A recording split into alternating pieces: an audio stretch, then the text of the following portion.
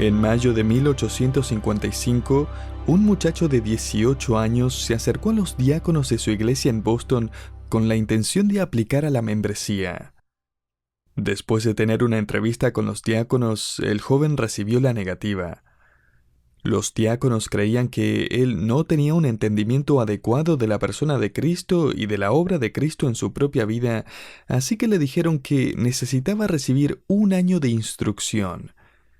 Si él se sometía a ese año de instrucción, él iba a tener otra oportunidad para ser entrevistado y quizás podría unirse a la membresía. Según los registros, este joven apenas logró pasar la entrevista la segunda vez. De hecho, el hombre que lo llevó al Señor dijo esto acerca de D. L. Moody.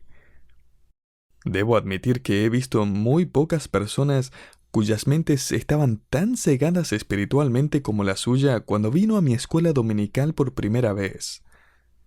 Creo que rara vez el comité de la iglesia había conocido a un aspirante a la membresía con tan pocos indicios de que alguna vez lograra convertirse en un cristiano firme, con posiciones claras y decididas acerca del Evangelio. Y nunca habían conocido a alguien con menos probabilidades de convertirse en un hombre capaz de ocupar un espacio en un ministerio público. Me emociona ver que Dios frecuentemente escoge usar a las personas con menos ventajas. Hoy, mientras continuamos nuestro estudio acerca del libro de Jueces en el capítulo 6, vamos a leer una historia parecida. Mientras leía y reflexionaba en la historia de Gedeón, mientras meditaba en los 3 capítulos que contienen la historia más larga acerca de un solo juez en el libro de Jueces, me di cuenta de que estaba leyendo la biografía de un cristiano completamente común y corriente. Gedeón fue un hombre común y corriente que fue usado de una manera extraordinaria. Tal como D. L. Moody, él tenía pocas aptitudes para el trabajo y un entendimiento bastante limitado. De hecho, Gedeón parece ser al que más le costó entender el plan de Dios de todas las personas que vamos a estudiar en este libro. De cierta forma, él pareciera ser el juez más cabeza dura. Pero mientras estudiaba su vida, me di cuenta de que Gedeón lo representa a usted y a mí, creyentes comunes y corrientes que frecuentemente les cuesta entender aún las verdades más simples de la Biblia. Abramos entonces nuestras Biblias en Jueces capítulo 6. Vamos a comenzar nuestro estudio echándole un vistazo a la condición de Israel durante aquellos tiempos. En este momento, Débora ya ha muerto e Israel una vez más ha caído en pecado. Se ha levantado una nueva generación que no sabe nada acerca de la obra de Dios a través de la profetisa Débora. Ellos caen en pecado y Dios permite que sean oprimidos por los madianitas. Es entonces cuando Israel clama a Dios por libertad. No vamos a tomar el tiempo para estudiar la primera parte de este capítulo, pero permítame resumirla brevemente. Los madianitas eran diferentes a todos los otros enemigos de Israel porque en lugar de ocupar la tierra que conquistaban, ellos esperaban hasta el tiempo de la cosecha y luego atacaban. Ellos saqueaban todo lo que Israel había producido, lo cargaban en sus camellos y volvían a su hogar al otro lado del río Jordán. Y esperaban hasta el otro año para hacer lo mismo. Cada año, por 7 años, los madianitas volvieron a tomar lo que ellos consideraban suyo. Esto produjo escasez y hambre en Israel. Continuamos la historia en Jueces 6 del 8 al 10. Jehová envió a los hijos de Israel un varón profeta, el cual les dijo: Así ha dicho Jehová Dios de Israel: Yo os hice salir de Egipto, y os saqué de la casa de servidumbre. Os libré de mano de los egipcios y de mano de todos los que os afligieron, a los cuales eché de delante de vosotros, y os di su tierra, y os dije: Yo soy Jehová vuestro Dios, no temáis a los dioses de los amorreos, en cuya tierra habitáis, pero no habéis obedecido mi voz. Esta es la primera vez que Dios responde de esta forma. Anteriormente, cada vez que Israel clamaba por liberación, Dios levantaba un juez. En esta ocasión, sin embargo, cuando ellos claman por liberación, Dios envía a un profeta. Creo que Dios quiere que los israelitas entiendan por qué están en la situación en la que se encuentran. Así que les envía a un profeta para decirles por qué han terminado esclavizados por los madianitas. Y en vez de permitirles que escapen de sus circunstancias, Dios quiere que ellos primeramente entiendan sus circunstancias. Y querido oyente, Dios hace lo mismo con usted y conmigo. A veces nosotros solo queremos alivio y Dios solo quiere que entendamos la razón por la cual nos encontramos en la situación en la que estamos. Los israelitas evidentemente escucharon al profeta porque ahora Dios pone en marcha su plan de liberación llamando a Gedeón. He dividido nuestro estudio de hoy en 3 escenas. La escena número 1 es la visita angelical. Esta escena comienza en Jueces 6:11 y dice así: Y vino el ángel de Jehová, y se sentó debajo de la encina que está en Ofra, la cual era de Joás Abieserita. Y su hijo Gedeón estaba sacudiendo el trigo en el lagar para esconderlo de los madianitas. Permítame ahora explicarle esta escena. La típica era para trillar y sacudir el trigo en aquellos tiempos consistía en un lugar expuesto, con un piso de madera que estaba junto al terreno donde la cosecha se recolectaba. Un buey trillaba el trigo al tirar de un gran bloque o rueda de piedra que aplastaba las espigas. El agricultor se paraba encima de la piedra mientras ésta era arrastrada a través del trigo, y así el grano de trigo se separaba de la paja. Esto se hacía al aire libre. Pero estos versículos nos dicen que Gedeón estaba trillando ¿dónde? En el lagar de vino. El lagar generalmente era un lugar cubierto y más escondido. Gedeón había tomado las espigas de trigo y se había escondido en el lagar. No estaba trillándolas como se hacía normalmente. Y es en ese momento que un ángel se le aparece, el ángel de Jehová. Jueces 6:12 dice que el ángel de Jehová se le apareció y le dijo: Jehová está contigo, varón esforzado y valiente. Gedeón probablemente miró alrededor y dijo: ¿Me está hablando a mí? Aquí encontramos a un hombre que se está escondiendo de los madianitas, tratando de recoger suficiente alimento para dar a su familia, y el ángel del Señor le dice: Gedeón, varón esforzado y valiente. Otras versiones lo traducen mejor como valiente guerrero. Antes de continuar leyendo, entienda que Gedeón no sabe quién es este ángel. Este es el ángel de Jehová. Es una teofanía, una manifestación física de Dios. Podríamos aún argumentar que este es Jesucristo preencarnado. Se nos dice en Jueces 6:14, y mirándole Jehová le dijo, lo que nos deja saber que este no era solo un ángel, sino una teofanía. Gedeón le responde al ángel de Jehová en Jueces 6:13 con una oleada de preguntas. Ah, Señor mío, si Jehová está con nosotros, ¿por qué nos ha sobrevenido todo esto? ¿Y dónde están todas sus maravillas que nuestros padres nos han contado diciendo, ¿no nos sacó Jehová de Egipto? Y ahora Jehová nos ha desamparado y nos ha entregado en mano de los madianitas. En otras palabras, ¿dónde está Dios? ¿Dónde están todos sus milagros? Dios nos ha abandonado. Y Dios estaba parado al frente de él. Ahora, a partir de esta conversación podemos aprender 2 verdades maravillosas acerca de la forma en que Dios trata con sus hijos. Primero, Dios nunca responde a las preguntas que Gedeón le hace en Jueces 6:13. ¿Por qué Dios? ¿Por qué la vida es tan difícil? ¿Por qué Dios aparentemente nos ha abandonado? Dios efectivamente ignora esas preguntas Y mire lo que hace en Jueces 6:14. Mirándole Jehová, no un simple ángel, le dijo: Ve con esta tu fuerza y salvarás a Israel de la mano de los madianitas. ¿No te envío yo? En resumen, Dios le está diciendo a Gedeón: no voy a responder a todas tus preguntas, pero quiero que sepas que yo estoy contigo. A todo esto, esta es una promesa que nosotros podemos aplicar a nuestra propia vida.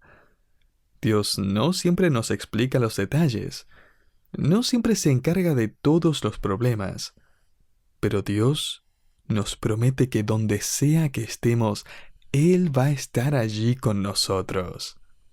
Y eso es suficiente. En segundo lugar, Dios se dirige a Gedeón no como quien él es ahora, sino como él será después. Mire nuevamente Jueces 6:12. Allí Dios se dirige a Gedeón como valiente guerrero. Esto es lo que Dios tiene en mente para Gedeón. Dios ya había hecho eso mismo a través del Antiguo Testamento. Él le dijo a Abraham, quien no tenía hijos: Abraham, voy a cambiar tu nombre a Abraham, que significa padre de una multitud. Abraham, quien ya era de edad avanzada, probablemente se rió por dentro. Querido creyente, imagine cómo es que Dios lo llama a usted. ¿Está listo? Él lo llama santo. ¿Alguna vez pensó acerca del hecho de que Dios lo llama santo? Quizás no se sienta como un santo. Quizás usted no actuó como un santo de camino al trabajo el día de hoy. Pero Dios lo llama a usted santo o santa. Suena raro, ¿no? Suena extraño, especialmente cuando sabemos que no estamos viviendo de una manera que refleja nuestro nombre. Y sin embargo, Dios trata con nosotros de la misma manera que trató con Gedeón. Él nos ve por lo que Él está haciendo en nosotros, no necesariamente por lo que somos en este momento. Y ahora en Jueces 6:17 al 19, Gedeón pide una señal y prepara una comida. Continuamos con esta parte de la historia en Jueces 6:20. Entonces el ángel de Dios le dijo: Toma la carne y los panes sin levadura y ponlos sobre esta peña y vierte el caldo. Y él lo hizo así. Ahora, querido oyente, recuerde que los israelitas están en tiempos de escasez. Gedeón acaba de preparar un cabrito, una sopa y un poco de pan. Él quiere honrar a su visita y ahora su visita le dice: deja la comida sobre esa roca donde pueda verla. Y note ahora el versículo 21. Y extendiendo el ángel de Jehová el báculo que tenía en su mano, tocó con la punta la carne y los panes sin levadura, y subió fuego de la peña, el cual consumió la carne y los panes sin levadura. Y el ángel de Jehová desapareció de su vista. ¡Wow! En ese momento es que Gedeón se da cuenta de quién era realmente su visita. Él se llena de temor, y de hecho el siguiente versículo, Jueces 6:22, nos dice que él tiene miedo de que se va a morir. Él dice en sus propias palabras: he visto el ángel de Jehová cara a cara. Ahora mire lo que ocurre en Jueces 6:24. Y edificó allí Gedeón altar a Jehová, y lo llamó Jehová Salom. Y así, mientras el telón cae, concluyendo la escena número 1 de su historia, vemos a Gedeón alabando y adorando a Dios. Llamaremos la escena número 2 la iniciación de fe. Esta escena abre en Jueces 6:25 y transcurre durante la misma noche que Dios habla con Gedeón y comienza el proceso de convertirlo en un líder. Dice: aconteció que la misma noche le dijo Jehová: toma un toro del hato de tu padre, el segundo toro de 7 años, y derriba el altar de Baal que tu padre tiene, y corta también la imagen de acera que está junto a él. Este altar era similar a un tótem.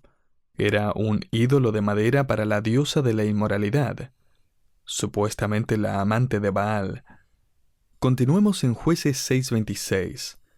Y edifica altar a Jehová tu Dios en la cumbre de este peñasco en lugar conveniente, y tomando el segundo toro, sacrifícalo en holocausto con la madera de la imagen de acera que habrás cortado. Así que Gedeón tiene que construir un altar en el mismo lugar que derribó el otro, y luego tiene que usar la madera del ídolo como leña para un sacrificio. ¿Y cómo fue que respondió Gedeón? Él fue al patio de su casa y obedeció.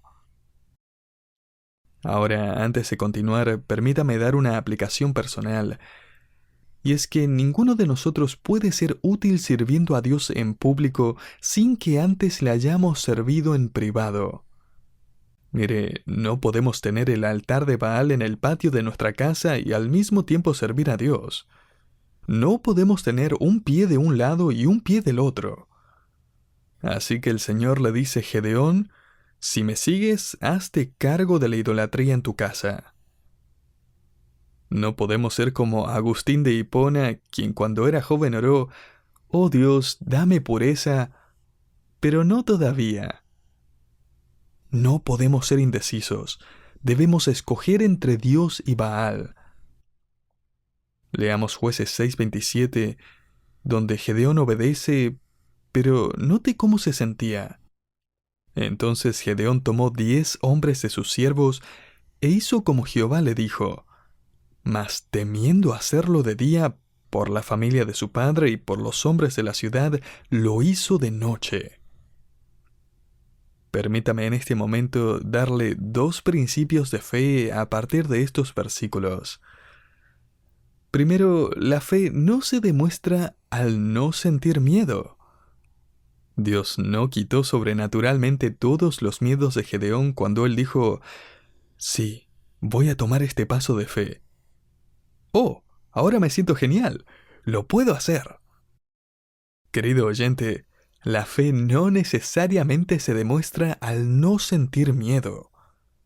En segundo lugar, la fe se demuestra con obediencia. Uno no necesita llegar al punto en que pueda decir: ok, Señor, tengo mucha fe. Ahora úsame antes de que se me vaya. La fe se demuestra al obedecer a pesar de cómo se sienta. Dios no está llamando a personas temerarias, Él está llamando a personas fieles.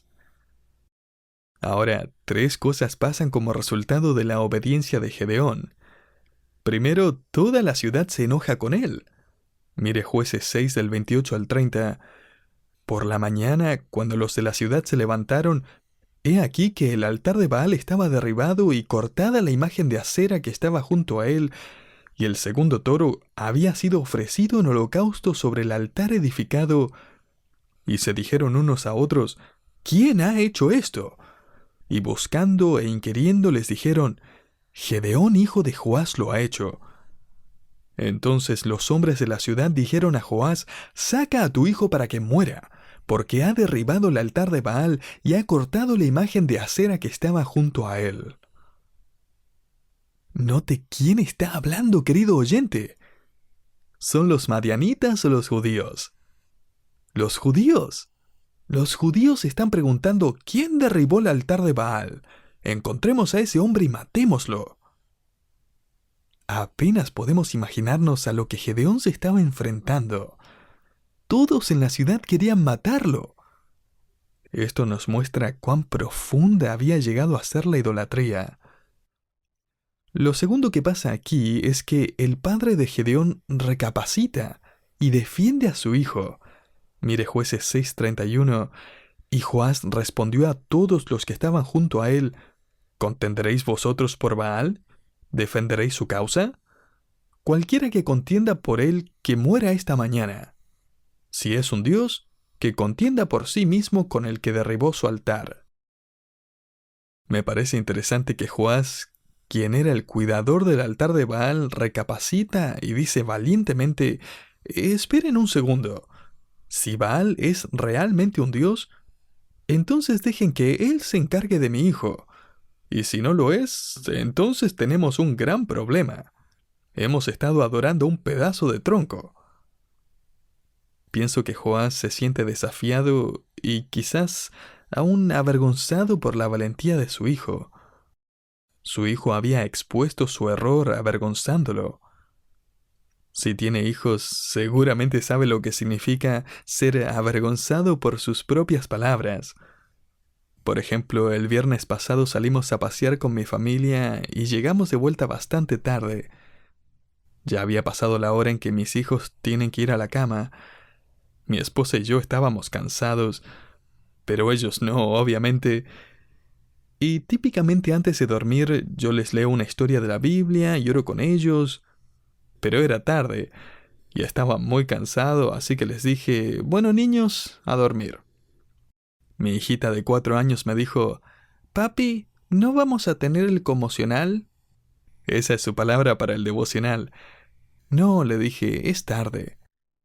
Uno de mis hijos me miró y me dijo, Papi, al Señor no le gustaría eso. Un predicador en la casa es suficiente. Estaba avergonzado. Gedeón estaba haciendo lo que su padre debería haber hecho hace mucho tiempo atrás.